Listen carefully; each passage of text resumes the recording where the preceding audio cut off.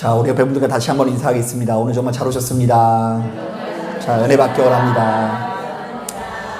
예, 여러분 오늘 고생이 많으셨습니다. 오늘 정말 많이 더우셨죠? 이렇게 무더운 날씨를 뚫고서 이 자리에 나오신 여러분들의 심령 가운데 주께서 허락하시는 평안과 기쁨이 함께 하시기를 주님의 이름으로 축복합니다. 저 오늘 특별히 이제 예배 준비하면서 여기 기도하고 있는데요. 이제 우리 고신자 고사님이 이렇게 다 오시는 거 보고 제가 막 긴장을 했어요. 오늘 예배가 좀 갑절의 은혜가 나가야 되는데 그 요수에 들어가지고 눈에 보이지 않지만 영적인 제 이 설교 주머니가 있는데 이 설교 주머니가 좀 거덜난 것은 아닌가 이런 생각이 들기도 하고 나름대로 이렇게 씨름을 하긴 하는데 성령님께서 특별한 도우심이 있어야 되겠다는 생각이 많이 듭니다. 아무쪼록 이 자리에서 저는 연약하지만 성령께서 함께 해주셔서 큰 은혜 받으시고 돌아가시는 여러분 되기를 주님의 이름으로 축복합니다. 자, 예수 믿는 우리들에게 이 기도의 중요성은 아무리 강조해도 지나침이 없는데요. 자, 왜냐하면 이 기도는 예수 믿는 우리들의 권세이자 능력이자 무기가 되기 때문입니다. 자, 그래서 종교개혁자 마르틴 루터는요, 너무나 유명하게도 이 기도에 관한 이런 명언을 남겼는데요. 한번 들어보세요. 제화공이 신을 만들고 제단사가 옷을 만드는 것처럼 그리스도인들은 기도가 매일의 직업이다. 자, 그리스도인들의 직업은 뭐라고요? 기도하는 것이 우리의 직업이다라는 말을 남겼습니다. 자, 그런데 많은 분들이 바로 이런 이야기를 들으면 크게 두 가지를 떠올리는데요. 먼저 첫 번째로 내가 이제 기도를 참 많이 해야 되겠다, 이렇게 생각을 하기도 하고요. 두 번째로는 이왕 기도하는 김에 좀 하나님 앞에 약하게 기도해야 될 것 같아요? 아니면 세게 기도해야 될 것 같아요? 세게 기도해야 되겠다라는 다짐을 갖게 됩니다. 자, 제가 이런 종류의 말씀을 하면 항상 기억나는 그런 기억이 있는데요. 제가 일전에 정읍에서 목회를 할 때 저희 아이들이 다니던 어린이집의 원장님이 아주 독실한 크리스찬이었습니다.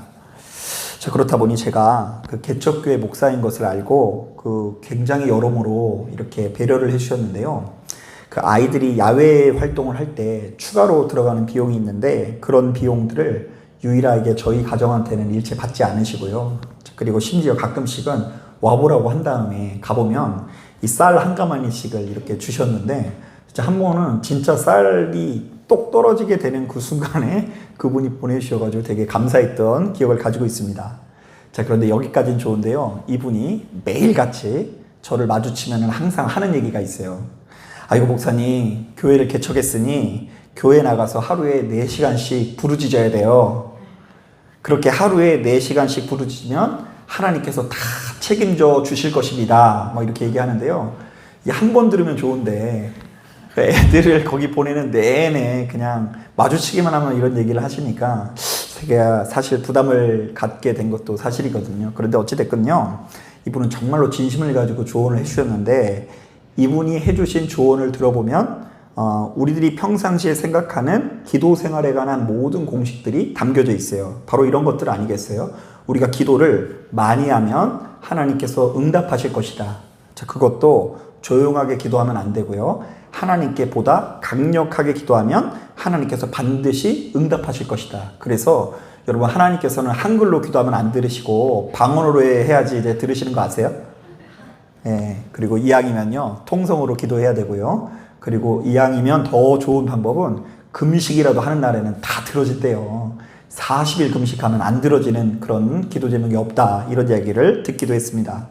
자, 이른바 지성이면 감천이라고 우리가 하나님께 지극한 정성을 보이면 하늘도 감동해서 그에 일 걸맞는 응답을 내리신다라는 것이죠. 자, 그러나 예수 믿는 우리들에게는요, 우리가 하나님께 기도를 많이 하는 것도 중요하고 기도를 강력하게 하는 것도 중요하지만 바로 그것보다 훨씬 더 중요한 가치가 있는데요.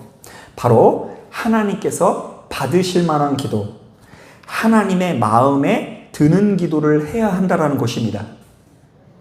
자, 오늘 우리가 읽은 부분은 바로 이런 점에서 굉장히 중요한 말씀이라고 할 수 있는데요. 자, 10절을 보니까 솔로몬이 기도할 때에 바로 이 기도가 누구의 마음에 들었다고 하죠? 예, 하나님의 마음에 들었다고 기록되어 있습니다. 자, 우리 한번 따라해 보겠습니다.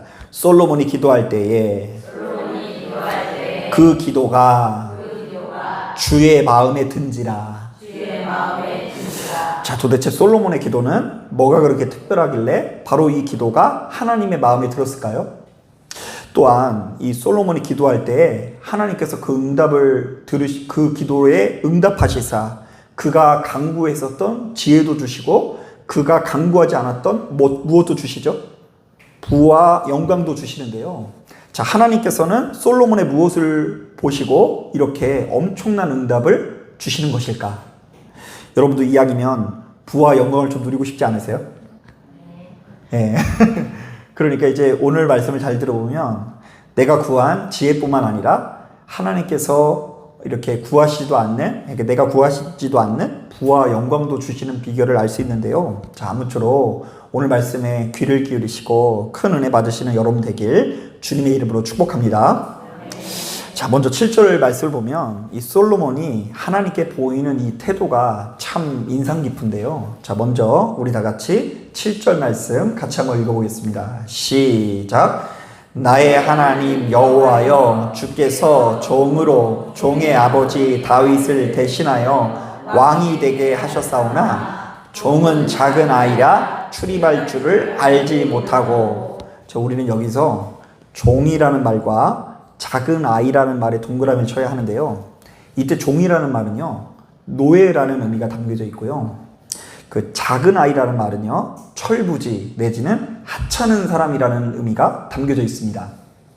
자, 그러니까 솔로몬이 이스라엘을 다스리는 왕이 되었음에도 불구하고 괜시리 어깨에 힘을 주지 않고 자기 자신을 한없이 낮출 때에 하나님께서 바로 이런 솔로몬의 태도를 기뻐하셨다라고 우리는 볼 수가 있는 것입니다. 자, 실제로 이 성경을 묵상해 보면 많은 믿음의 선진들이 하나님 앞에서 바로 이러한 태도를 보이는데요.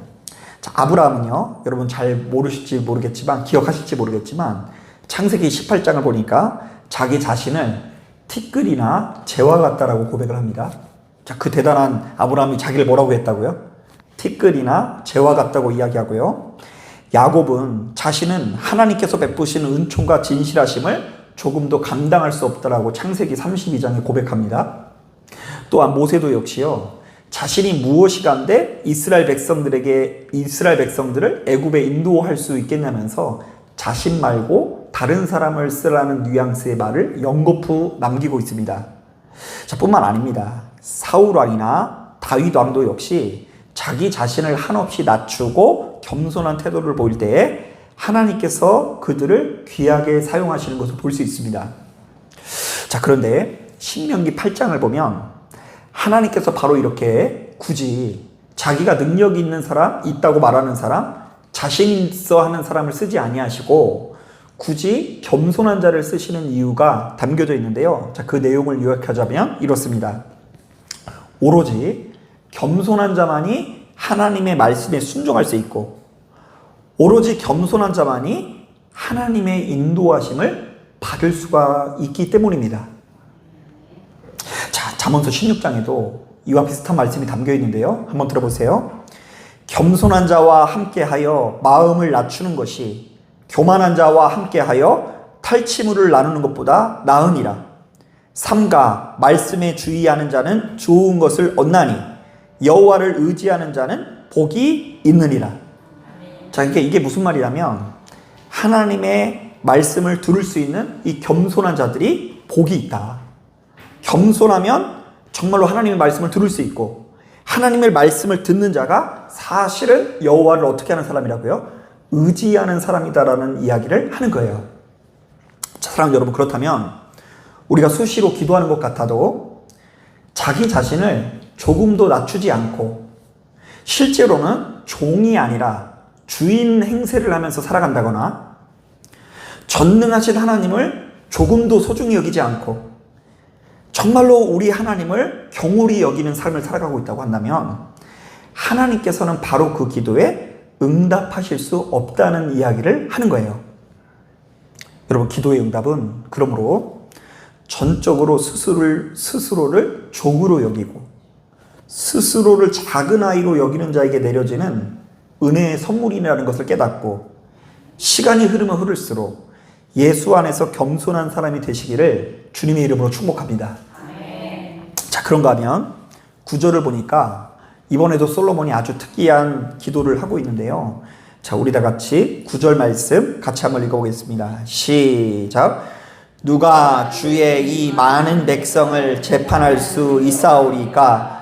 듣는 마음을 종에게 주사 주의 백성을 재판하여 선악을 분별하게 하옵소서. 자, 우리는 여기서 이 재판이라는 단어에 동그라미를 쳐야 하는데요. 사실 오늘날 우리들은 재판이라고 하면 좀 법률적인 용어로 해석을 하지 않습니까? 자, 법정에 가서 어떤 CCTV를 가리면서 나 70%, 상대방 30% 뭐 이거 가리는 것이 이제 재판인 줄 알죠. 자, 그런데 당시만 하더라도 이 재판은 왕이 자신들의 백성들을 다스리는 과정에서 동반되는 통치 행위로 이해를 했는데요. 자, 그러니까 본문에 담겨진 이 솔로몬의 기도는 자신이 왕으로서 이스라엘 백성들을 좋은 곳으로 인도할 수 있는 능력을 달라는 기도이기도 하고요. 또한 하나님께서 나에게 능력을 주시면 바로 그 능력을 가지고 이스라엘 백성들을 좀 행복하게 만들고 싶다라는 기도인 것입니다. 자, 그러자 우리 하나님께서는요, 바로 이 기도를 너무 아름답게 보시고는 전에도 후에도 없는 엄청난 복을 주시는데요. 자, 솔로몬이 이스라엘을 잘 다스릴 수 있도록 충분한 무엇을 주시고요? 지혜를 주시고요.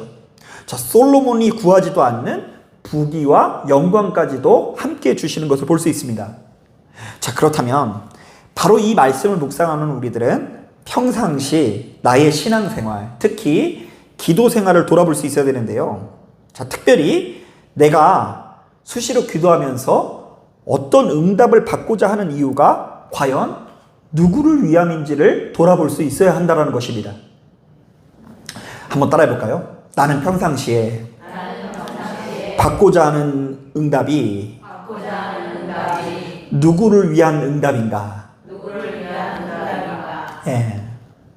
만약 우리가 늘상 기도하면서 그 기도에 대한 어떤 응답이 나의 부귀영화, 나의 출세만을 위한 기도라고 한다면 그 기도는 좀처럼 응답되기가 어려운 기도일 수 있고요. 내게 주어진 이 복을 가지고 다른 누군가를 살리고 다른 사람들을 먹이고 다른 사람들을 행복하기 위한 기도라고 한다면 하나님께서는 그 기도를 반드시 쓰신다라는 이야기를 하는 거예요. 자, 여러분 문득 말씀을 준비하다가 생각나는 일이 있습니다. 자, 신학교 다닐 때에 그 대학원쯤 됐을 때에 저희 학교 안에서 굉장히 좀 큰 규모의 설교 대회가 이제 있었습니다. 자, 바로 이 설교 대회가 저희 신학생들 사이에서 크게 화제가 됐는데요. 그 이유는요, 1등을 하게 되면요, 무려 상급이 당시 제 기억이 정확한지 모르겠는데 한 500만 원 정도였어요. 대단하죠? 1등을 하면 500만 원이고, 그리고 대회에서 우승했을 경우에 각종 스포트라이트를 받게 되기 때문에 무수히 많은 그 야망을 가진 신학생들이 그분을 두드리면서 이제 응시를 하게 됩니다. 자, 그런데 이제 당시 저는 기숙사를 살아가고 있는데 그때 한창 젊은 혈기에 이제 어떤 거에 빠져 있었냐면, 여러분 혹시 DSLR 카메라 아세요? 카메라. 그 사진 좋게 찍는 건데요. 그거 이제 되게 비싸거든요. 그래서 제가 장비 욕심이 있었어요. 그런데 이제 문득 눈을 감고 기도를 하는데 어떤 생각이 있었냐면, 야, 내가 그 대회에서 1등해서 500만 원 타면 되게 좋은 렌즈를 살 수 있겠구나, 이런 생각이 들더라고요. 그래서 그 즉시 바로 성경을 펴고 원고를 열심히 써서 대회 측에 제출을 하고 이제 기도를 했어요. 하나님, 1등 할 수 있도록 인도하여 주시옵소서. 그런데 벌써 1등을 한 것 같아요? 안 한 것 같아요? 1등을 한 것 같다는 생각이 막 들더라고요. 확신이 들었어요. 이제 그 500만 원은 나의 것이다. 자, 그런데 안타깝게도 저는 본선에 오르지도 못하고 예선 탈락, 그러니까 서류 전형에서 탈락하게 되는데요. 자, 그런데 우승 상금을 한껏 기대한 저로서는 이게 어찌나 속상하고 기분 나쁜지 친구들끼리 모여가지고 맨날 이거 주최 측의 농간이다, 이 나쁜 놈들이다 이렇게 욕하기도 하고요. 한동안 그 설교 대회 이야기만 나오면 마음이 뒤틀렸던 것 같아요. 자, 자, 그러다가 얼마 후에 이제 사역을 하기 위해 다 입고 있다가 이제 교회를 나가서 무심코 사역을 위해서 기도를 하는데요. 자, 문득 이런 생각이 갑자기 들더라고요. 자, 내가 지금 이 대회에 참가한 이유는 무엇일까? 자, 내가 하나님께 간절한 마음으로 1등을 하게 해달라고 기도한 이유는 무엇일까? 자, 그런데 냉정하게 생각해 보니 하나님께서 저의 기도에 응답을 해주실 이유가 있어요, 없어요? 있다고 해주세요. 500만 원 생기면 좋잖아요. 그런데 이제 1등 해야 되는 이유가 하나도 없더라고요. 이 모든 것들이 순전히 저의 배를 불리려고 하는 기도 제목이었고요. 저의 이기심, 탐욕 때문이라는 생각이 들어서 부끄러운 마음이 들어서 회개했던 기억이 납니다. 자, 그리고 놀랍게도요. 그렇게 회개를 하고 그 대회 측에 제출한 설교문을 보니까 이건 설교문이 아닌 거예요. 그 돈을 목적으로 하고 사람에게 인정을 받으려고 하는 목적을 가지고 쓰다 보니까 맨 이 사람의 마음을 움직이려고 하는 이 설교문이 아니라 거의 한편에 코미디 극본을 써놨더라고요. 내가 이런 것을 가지고 어떻게 이 설교라고 이야기할 수 있을까? 자, 사랑하는 여러분, 생각보다 많은 사람들이 제가 아무리 얘기를 해도 기도를 자신의 욕망을 자극하는 도깨비 방망이처럼 사용하는 게 사실이에요. 금 나와라 뚝딱, 은 나와라 뚝딱, 서울대 나와라 뚝딱, 잘 풀려라 뚝딱. 병 걸렸을 때는 어떻게 해달라고요? 병 고쳐 주시옵소서 뚝딱. 자, 그러나 우리는 바로 그 기도의 현장에서 스스로에게 이런 질문을 해볼 수 있어야 돼요. 지금 내가 기도하는 것은 과연 무엇을 위함인가? 지금 내가 기도하는 것은 도대체 누구를 위함인가? 그럼 아무쪼록 이 자리에 참석한 저와 여러분들은 기도를 자기 자신의 성공과 출세의 도구로 삼지 말고 하나님의 뜻을 이루기 위한 도구로 사용하시길 바랍니다. 자, 그래서 여러분 이렇게 기도를 제대로 못하면요, 맨 사람이 자기밖에 몰라요. 사람이 없어요, 주변에. 자기밖에 몰라서. 자, 그런데 기도를 제대로 하면은요, 이 사람이 주변에 많은 사람들을 안아줄 수 있는 그런 어떤 그릇의 크기가 이렇게 펼쳐지게 되어 있는 거예요. 우리 하나님께서 한 영혼을 사랑하니까 그 한 영혼을 나의 시각이 아니라 하나님의 시각으로 바라보려고 노력하는 가운데 내가 이 사람 저 사람에게 선을 행하게 되고 손을 피기도 하는데 바로 그 모습을 보고 하나님께서 지혜만 주실 뿐만 아니라 부와 기를 주신다라는 것을 저는 믿어요. 자, 그러니까요, 여러분, 지금 내가 많이 있어서 이 사람 저 사람한테 쏘는 게 아니고요, 이 사람 저 사람을 주님의 눈을 가지고 쏠 수 있는 사람에게 하나님께서 채워지는 역사를 주시는 거예요. 좀 부담스럽나요? 예, 뭐 이거 쏘고 안 쏘고의 문제가 아니라요, 마음가짐의 문제를 얘기하는 거예요. 여러분, 우리 주님의 마음을 가지고 주님 안에서 높아지는 인생이 되길 원합니다. 자, 이런 점에서 빌립보서 2장을 보면 너무나 유명한 말씀이 있는데요. 자, 이 말씀에 담겨진 의미를 한번 잘 생각해 보세요. 빌립보서 2장이요. 너희 안에 이 마음을 품으라. 곧 그리스도 예수의 마음이니 그는 근본 하나님의 본체시나 하나님과 동등됨을 취할 것으로 여기지 아니하시고 오히려 자기를 비어 종의 형체를 가지사 사람들과 같이 되셨고 사람의 모양으로 나타나사 자기를 낮추시고 죽기까지 복종하셨으니 곧 십자가에 죽으심이라. 이 말은 뭐냐면 예수께서는 날 때부터 굉장히 존귀하고 높은 분으로 태어나셨는데 스스로 어떤 길을 택하셨다고요? 우리와 함께 낮아지는 길, 죽어지는 길을 택하셨대요. 자, 그런데 이것에 대한 보상이 있었을까요, 없었을까요? 있었어요. 들어보세요.